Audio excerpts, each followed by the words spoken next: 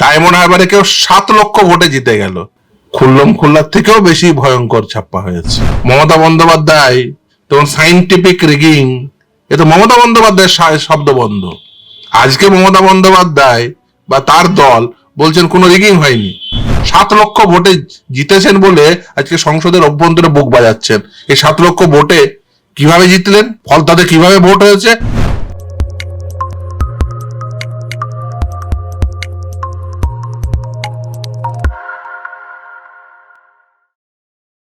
ভোটাধিকারকে কেন্দ্র করে ফের কারচুপির মামলা, হাইকোর্টে দ্বারস্থ হলেন হিরণ চক্রবর্তী। দেবকে নোটিশ দিল হাইকোর্ট, সে বিষয়ে আপনি কি বলবেন? দেখুন, তৃণমূল কংগ্রেস এরা বুঝতে পেরেছেন যে মানুষ এদের সঙ্গে নেই, তাই এরা কারচুপিকে হাতিয়ার করেছেন নির্বাচন প্রক্রিয়ায়। তার কারণ এরা দেখছেন যে এদের যারা নেতা নেত্রী, এদের যারা বিশেষ করে কর্মী, সেই সমস্ত কর্মী যারা ভোট করান, কোট আনকোট এই ভোট করানোর কর্মী, তাদের উপরে এদের আস্থা বেড়ে গেছে। এই কারণেই বেড়েছে, তারা কেউ এলাকায় শাহজাহান নামে পরিচিত, কেউ এলাকায় জেসিবি নামে পরিচিত, কেউ এলাকায় জায়েন্ট সিং নামে পরিচিত, কেউ বা সাদ্দাম নামে পরিচিত। এই সমস্ত মানুষজনদের উপর ভিত্তি করে এরা ভোট জিততে চাইছেন, তাই ভোটে এদের কারচুপি করা ছাড়া অন্য কোনো উপায় নেই। তার কারণ সাধারণ মানুষ এদের সঙ্গে নেই, এবং বিশেষ করে এই রাজ্যের যোগ্য বেকার যুবক যুবতী এদের সঙ্গে থাকার কোনো প্রকার সম্ভাবনা নেই। এরা বুঝতে পেরেছেন যদি মানুষ সঙ্গে না থাকে তাহলে এদের কারচুপি করেই এদের ক্ষমতায় টিকে থাকতে হবে, তাই ওরা কারচুপি করেই ক্ষমতায় টিকে থাকতে চায়। ভোটের দিন থেকেই ছাপ্পা কারচুপির অভিযোগ তুলে পুনর্নির্বাচনের দাবি জানিয়েছেন হিরণ চক্রবর্তী। হ্যাঁ, শুধুমাত্র ওখানে কেন, আপনি ডায়মন্ড হারবারে ভাবুন। ডায়মন্ড হারবারে কেউ 7 লক্ষ ভোটে জিতে গেল। কি দরকার ছিল 7 লক্ষ ভোটে জেতার? কি দরকার ছিল ফলতা এলাকায় ভোট না করতে দেওয়া? কোনো প্রয়োজন ছিল না, কিছু কম ভোটে জিততেন। কিন্তু যে মানুষের উপর আস্থা রাখলেন না, মানুষের যোগ্য জবাব দেবে। নিশ্চিতভাবেই ভোটে জিতেছেন, তার অর্থ এই নয় মানুষের মন পেয়েছেন। আগামী বিধানসভা নির্বাচনে মানুষের সঠিক জবাব দেবে। তিনি বলেছেন কেশপুরে 200 বুথে বিজেপি এজেন্টদের নাকি বসতেই দেয়নি তৃণমূল। শুধুমাত্র কেশপুর কেন, গোটা রাজ্য জুড়ে বিভিন্ন বুথে তৃণমূল কংগ্রেস এই জিনিস করেছে। শুধু কেশপুরের কথা কেন বলছেন? কেশপুরে কি হয়েছে তার সঙ্গে আপনি ডায়মন্ড হারবারটা মিলিয়ে নিন না, তাহলেই বুঝতে পারবেন যে গোটা রাজ্যে কি ঘটেছে। সে ডায়মন্ড হারবার থেকে শুরু করে, ভাঙড় থেকে শুরু করে কেশপুর, প্রায় প্রতিটি ক্ষেত্রেই এরা এই নির্বাচনী কারচুপি করেই ভোটে জেতার চেষ্টা করেছেন, ভোটে জিতেছেন। তার কারণ বুঝতে পেরেছেন যে মানুষ ওদের সঙ্গে নেই। খুল্লা নাকি ছাপ্পা হয়েছে। খুল্লার থেকেও বেশি ভয়ঙ্কর ছাপ্পা হয়েছে। এবং শুধু তাই না, পুলিশ কেমন ছিল বুঝুন, যে একজন ওই যেখানে ভোট কেন্দ্র তার সামনে দাঁড়িয়ে আছে তৃণমূল কংগ্রেসের এক নেতা, তার সামনে গিয়ে আপনাকে লাইন দিয়ে গিয়ে ওখানে আপনাকে ভোট দিতে হবে। এই ভোট কি কোনো স্বচ্ছ হতে পারে?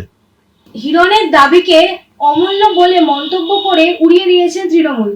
তাদের বক্তব্য ছিল কমিশন ভোট করিয়েছে, ভোটের পর কমিশন জানিয়েছে তারা ঘাটালের ভোটে সন্তুষ্ট। দেখুন, ভোট তো কমিশন আজ নয়, চিরকাল করান। তা মমতা বন্দ্যোপাধ্যায় আগে কেন অভিযোগ করত? মমতা বন্দ্যোপাধ্যায় তখন সাইন্টিফিক রিগিং, এ তো মমতা বন্দ্যোপাধ্যায়ের শব্দ বন্ধ। আজকে মমতা বন্দ্যোপাধ্যায় বা তার দল বলছেন কোনো রিগিং হয়নি।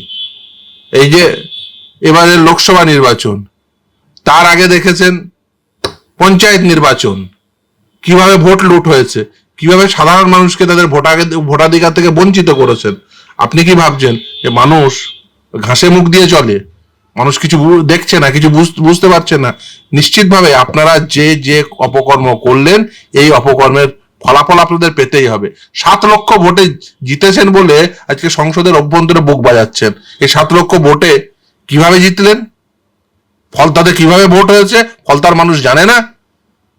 আজকে ফলতার মানুষ ভোট দিতে পারছে না, কিন্তু জেনে রাখবেন ফলদার মানুষ ইতিহাস রচনা করবে। আজকে ডায়মন্ড হারবারে মানুষ ভোট দিতে পারছে না, জেনে রাখুন ডায়মন্ড হারবারের মানুষই ইতিহাস রচনা করবে। আজকে কেশপুরে মানুষ ভোট দিতে পারছে না, জেনে রাখুন কেশপুরের মানুষই ইতিহাস রচনা করবে। মানুষ ইতিহাস রচনা করে।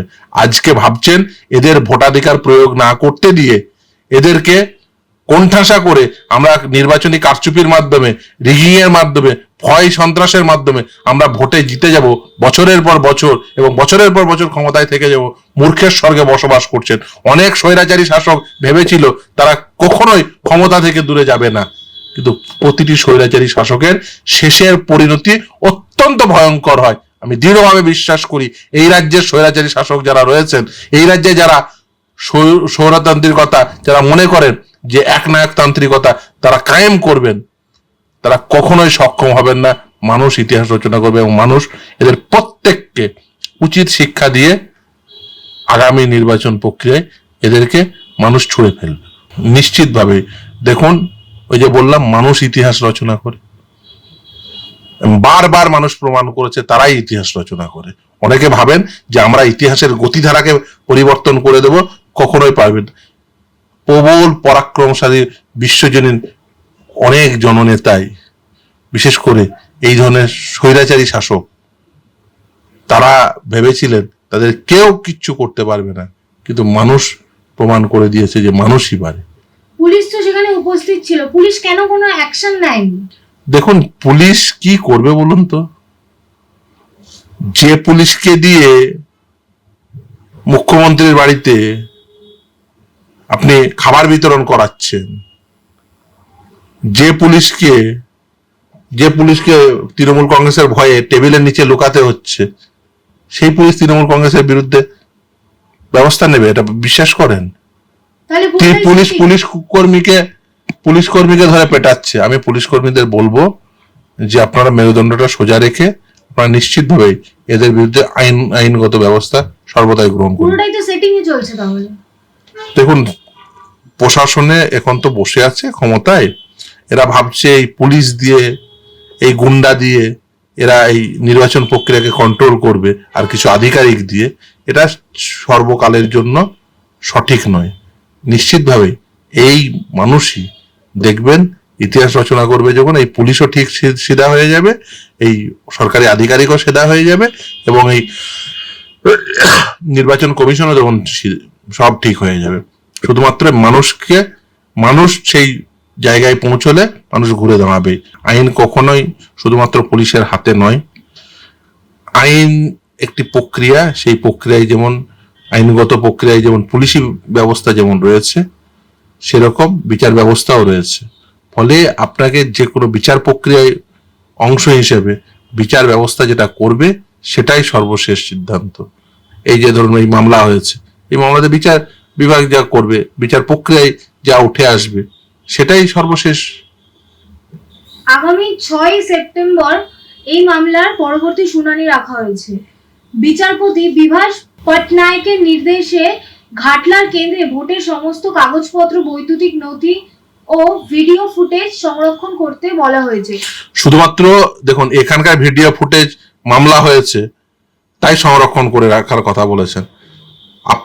আপনাদের বলবো যে আপনারা যদি খবর নেন, এই গোটা রাজ্য জুড়ে সিসিটিভি ফুটেজ যদি দেখেন, সেগুলো যদি আপনি সঠিকভাবে খতিয়ে দেখেন, দেখবেন এমন জায়গায় সিসিটিভি গুলোকে ইনস্টল করা হয়েছে যেখানে ওই তাদের লোকজন দাঁড়িয়ে আছে ভোট কেন্দ্রের পাশে, সেখানটা কভার করছে না। তারা দাঁড়িয়ে আছে, দেখছে মানুষজন লাইন দিয়ে আসছে, তারা দেখছে যে ভোট ঠিক জায়গায় পড়লো কি পড়লো না, তারা দেখছে যে তৃণমূল কংগ্রেসকে ভোট দিচ্ছে কি দিচ্ছে না, সেই অঞ্চল সিসিটিভি কভার করছে না। যদিও কিছু অংশ বোঝাই যাবে, তার কারণ সে কে কখন ঢুকলো, কতক্ষণ ওখানে থাকছে, সে আদৌ এজেন্ট কিনা নাকি ভোটার।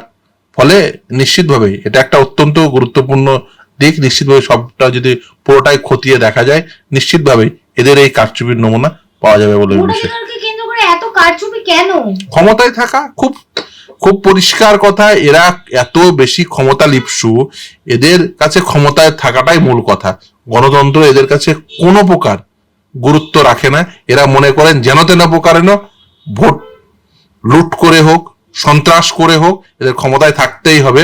তার কারণ এরা প্রত্যেকেই জানেন এরা যদি ক্ষমতায় না থাকে, এরা যা যা অপকর্ম করেছে, এদের প্রত্যেককে জেলে থাকতে হবে। হয় এদের ক্ষমতায় থাকতে হবে, না হলে এদের জেলে থাকতে হবে। তাই এরা ওই দুটোর মধ্যে, যেহেতু ক্ষমতায় থাকতেই হবে যেমন করেই হোক, জেল যাত্রা থেকে নিজেকে বাঁচাতে, নিজেকে বাঁচতে, তাই এরা কি করছে, এরা যেন তেন প্রকারেণ এরা ক্ষমতায় থাকার জন্য সমস্ত রকম এফোর্ট দিচ্ছে এবং সমস্ত রকম পথ এরা অবলম্বন করছে। এরা কি কম অপকর্ম করেছে নাকি? এই গোটা রাজ্য জুড়ে যে দুষ্কর্ম করেছে, সে দুর্নীতি হতে পারে, দুষ্কর্ম হতে পারে, এদের স্থান কোথায় হবে? সে আপনি শাহজাহান থেকে শুরু করে পার্থ চট্টোপাধ্যায় পর্যন্ত আপনি যদি দেখেন, ওই এলাকার তৃণমূল নেতা থেকে শুরু করে রাজ্যের তৃণমূল নেতা পর্যন্ত, এদের প্রত্যেকের অবস্থাগুলো দেখুন, এরা কি কি কাজের সঙ্গে যুক্ত দেখুন। আর মমতা বন্দ্যোপাধ্যায় যখন ক্ষমতায় ছিল না, তখন তাদের কি অবস্থায় ছিল, আর আজকে মমতা বন্দ্যোপাধ্যায় 2011 সাল থেকে 2024 সাল, এই 13 বছরে তাদের কি অবস্থা দাঁড়িয়েছে, কোথা থেকে পেল? এই তো সারাদিন রাজনীতি করা ছাড়া তো অন্য কিছু করে না যে সমস্ত রাজনৈতিক নেতা, সে জেলার নেতা হতে পারে বা রাজ্যের নেতা, তো কোথা থেকে পায়, কোথা থেকে আসে এসব? সে সব থেকে ভালো বলতে পারবে সেই নেতাদের ধরুন, তাদের জিজ্ঞাসা করুন যে কি করে। প্রথম শুরু করুন না কালীঘাট থেকে, যে এখান থেকে শুরু করুন যে কি করে যে একটা পরিবারের হাতে এতগুলো প্লট আসে, এতগুলো সম্পদ তৈরি হয়, এত বড় বড় বাড়ি তৈরি হয়, কি মানে ওই ফর্মুলাটা কি, যে ফর্মুলার বলে এই এত কিছু তৈরি হয়? দেখুন, যত কাণ্ড কালীঘাটে, ফলে ওই কালীঘাটই হচ্ছে আসল জায়গা নিশ্চিতভাবে। দেখুন, সকলেই জানে যে পিসির বাসস্থান, পিসি সেখানে সমস্ত কিছু ঘটান, ফলে ওখান থেকে উৎস, ওটা যে উৎস মুখ, ওখান থেকে উৎস এবং ওখান থেকেই সমস্ত কিছু, ওখানেই শুরু এবং ওখানেই শেষ হবে বলে আমি বিশ্বাস করি।